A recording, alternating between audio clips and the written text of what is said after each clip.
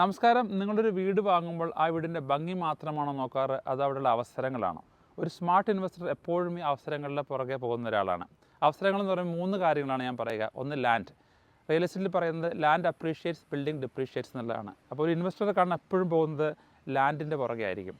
ഇപ്പോൾ ലാൻഡ് നല്ല ഉള്ളൊരു പ്രോപ്പർട്ടിയിൽ നിങ്ങൾക്കൊരു പുതിയ വീട് വയ്ക്കാം, ഒരുപാട് അവസരങ്ങളിവിടെ. പക്ഷേ ലാൻഡ് ഇല്ലെങ്കിൽ നിങ്ങളുടെ ഓപ്പർച്യൂണിറ്റികൾ മുഴുവൻ ഇവിടെ നഷ്ടപ്പെടുന്നു. രണ്ടാമത്തത് ലൊക്കേഷൻ. നിങ്ങൾ വാങ്ങുന്ന പ്രോപ്പർട്ടി ഒരുപാട് അമ്യൂണിറ്റീസിന് അടുത്താണെങ്കിൽ അവിടെ വില കൂടാനുള്ള സാധ്യത വളരെ കൂടുതലാണ്.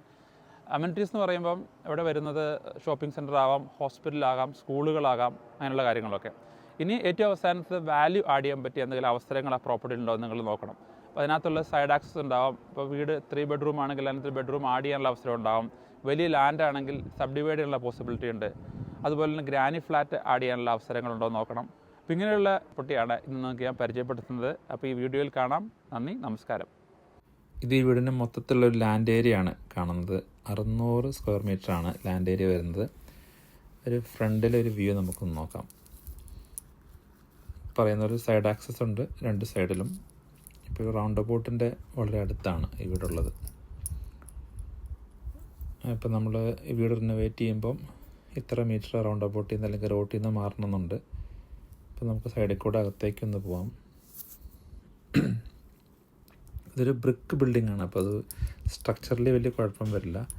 ഇപ്പോൾ എക്സിസ്റ്റിംഗ് ആയിട്ട് അവിടെ ഉള്ളത് ഒരു ഷെഡാണ്. അപ്പോൾ നമുക്കത് മാറ്റി ഒരു ഗ്രാനി ഫ്ലാറ്റ് അവിടെ കൊടുക്കേണ്ടി വരും. അത് നമുക്ക് നോക്കാം. അപ്പോൾ ഇത് പാറ്റിയോ എക്സ്റ്റെൻഡ് ചെയ്ത് കിടപ്പുണ്ട്. ഇവിടെ അത്യാവശ്യം യാർഡുണ്ട്. നമ്മൾ ഗ്രാനി ഫ്ലാറ്റിൻ്റെ പോസിബിലിറ്റി ഒന്ന് നോക്കാൻ വേണ്ടിയാണ് ഞാൻ ഒന്നും കൂടെ അങ്ങോട്ട് വരുന്നത്. റിട്ടേണിംഗ് വാൾ അവിടെ കാണാം. അപ്പം നമ്മൾ ഗ്രാനി ഫ്ലാറ്റ് ചെയ്യുമ്പം അതിന് കുറച്ച് മാറി ചെയ്യാൻ പറ്റുള്ളൂ. പാറ്റിയോ ഉണ്ട്. പാറ്റിയോ അത്യാവശ്യം വൈഡാണ്. പാറ്റിയോ നമുക്കൊന്ന് ചെറുതാക്കി ഒന്ന് മിനുക്കി എടുക്കേണ്ട ആവശ്യമുണ്ട്. പിന്നെ ഇവിടെ ലോണ്ടറി ഇങ്ങോട്ട് മാറ്റിയിട്ടുണ്ട്. അതൊന്നും കൂടെ കാണിക്കാം. ഇങ്ങോട്ട് പോകുമ്പോൾ അവിടെയുള്ള ഒരു കാർപോർട്ട് പോലെ, കാർപോർട്ടല്ല, ഒരു പാറ്റിയോ, എക്സ്റ്റൻഡഡ് പാറ്റിയോ. ഇത് നമ്മുടെ ലോണ്ടറി ഏരിയ ആണ്. അത് എന്താണ് അവിടെ വന്നിരിക്കുന്നത് ഞാനിപ്പോൾ കാണിക്കാം. ഫ്രണ്ടിൽ നിന്നുള്ളൊരു വ്യൂ ആണ്. അത് സിംഗിൾ ഗാരേജാണ് ഇപ്പോൾ ഉള്ളത്. അത് നമ്മൾ കോൺക്രീറ്റൊക്കെ ചെയ്ത് കൺസ്ട്രക്ഷന് വേണ്ടി വെച്ചിരിക്കുകയാണ്. അവിടെ നമുക്ക് ഇവിടെ ഒരു ബെഡ്റൂമും അതിനകത്ത് ടോയ്ലറ്റും വാനിറ്റിയും ഷവറും കൂടെ ആഡ് ചെയ്യേണ്ട അതിൻ്റെ കണക്ഷൻസാണ്. ലോണ്ടറി അവിടെ ഉണ്ടായിരുന്നു. അത് നമ്മൾ പുറത്തേക്ക് എടുത്ത് വെച്ചിരിക്കുകയാണ്. അത് നേരത്തെ ഞാൻ കാണിച്ചത്.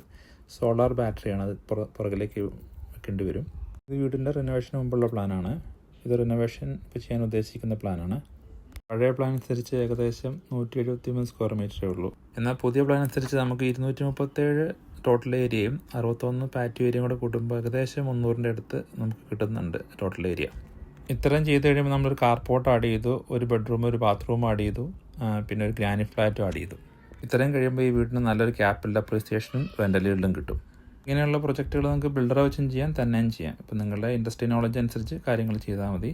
പക്ഷേ എന്തായാലും ഇങ്ങനെയൊക്കെ ചെയ്ത് കഴിഞ്ഞാൽ നല്ലൊരു വാല്യൂ ആഡ് ചെയ്യാൻ പറ്റും. എന്തായാലും നിങ്ങളുടെ പ്രൊജക്റ്റുകളൊക്കെ നിങ്ങൾ ചെയ്യാൻ ശ്രമിക്കുക. നന്ദി, നമസ്കാരം.